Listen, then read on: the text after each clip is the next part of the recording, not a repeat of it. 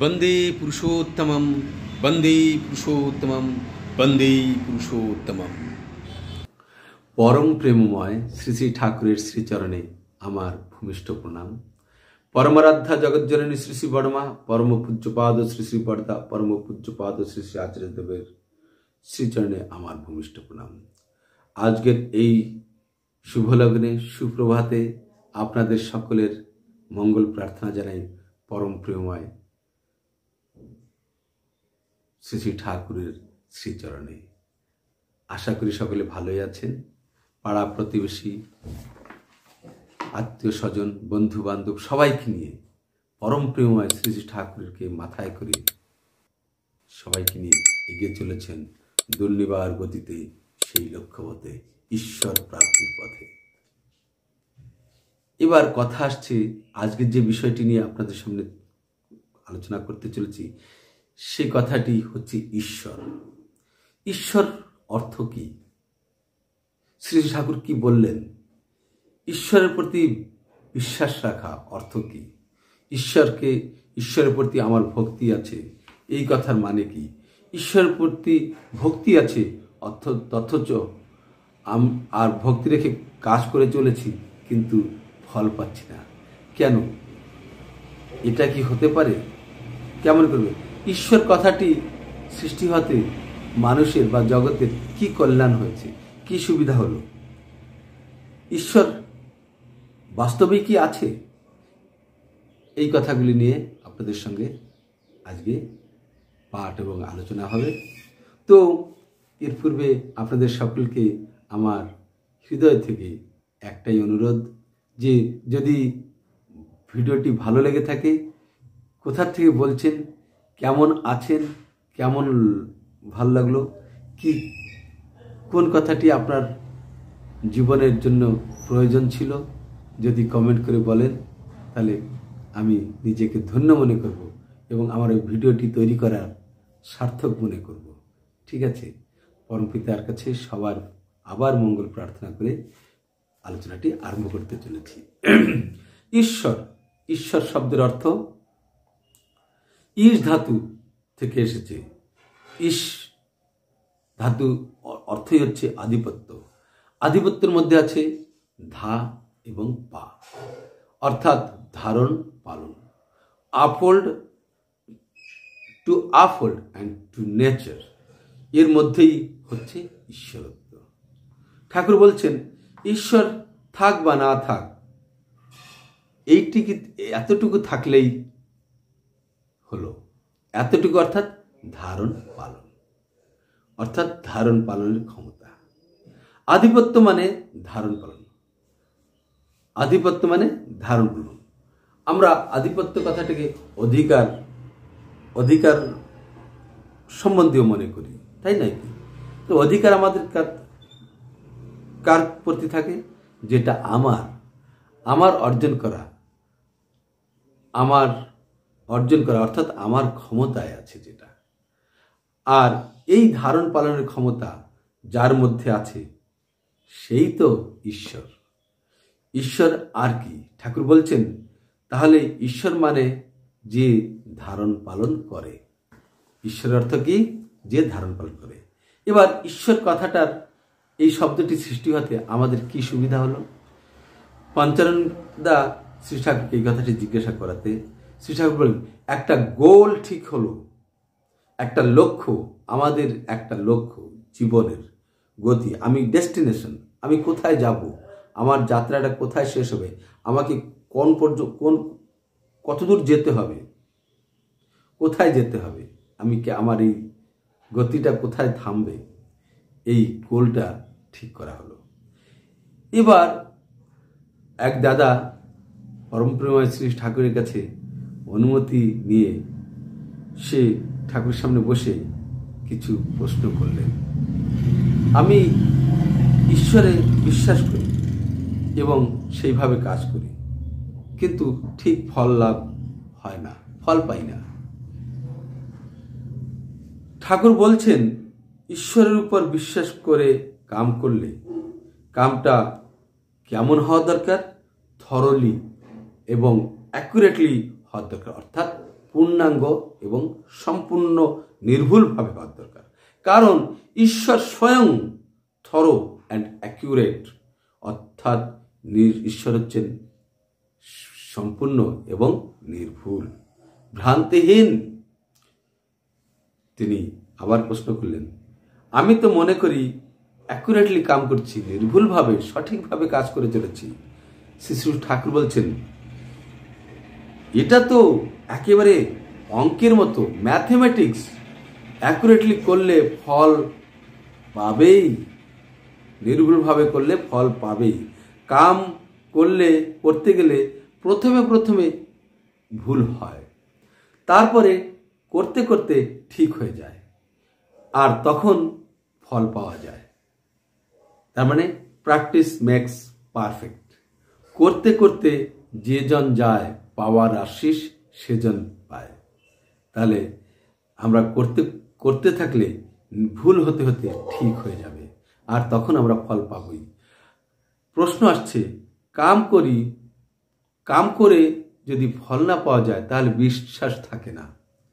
শ্রী ঠাকুর বলছেন, ঈশ্বরের উপর আমার বিশ্বাস থাক বা না থাক, তাতে কিছু যায় আসে না, তাতে ঈশ্বরের কিছু যায় আসে না। বিশ্বাস থাকলে আমারই লাভ। আমার যদি ঈশ্বরে বিশ্বাস থাকে তাহলে আমারই লাভ। আর বিশ্বাস মানে একটা ইনডোলেন্ট কনভিকশন নয়, আলসে প্রত্যয় নয়, অলস প্রত্যয় নয়, বরং অ্যাক্টিভ এনার্জেটিক ভলিউশন, অর্থাৎ সক্রিয় উদ্যমী ইচ্ছা শক্তি। এটা কি? এটা হচ্ছে বিশ্বাস। বিশ্বাস কাকে বলে? বিশ্বাস মানে ইনডোলেন্ট কনভিকশন নয়, অলস প্রত্যয় নয়, অলস ভাব নয়, অলসতা নয়, বরং কি অ্যাক্টিভ এনার্জেটিক ভলিউশন, তাকেই বলা যাবে বিশ্বাস। অর্থাৎ সক্রিয় উদ্যমী ইচ্ছা শক্তিকেই বিশ্বাস বলা যাবে।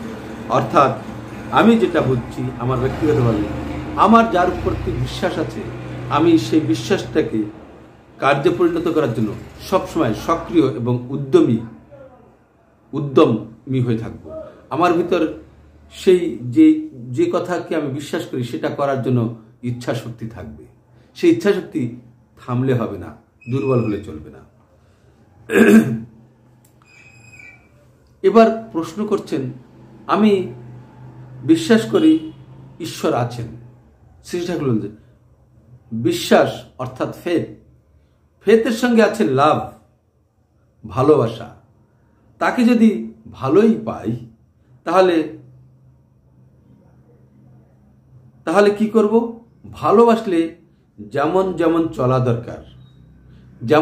চলা দরকার তা করবই, সেই পথেই চলব। যেভাবে চললে পরে সে খুশি হবে। আমি ভালোবাসি, ফেথ মানে ভালোবাসা বলেছেন। ভালোবাসা যদি হয়, আমি যাকে ভালোবাসি অর্থাৎ ঈশ্বরকে ভালোবাসি, সেই কথা আসছে।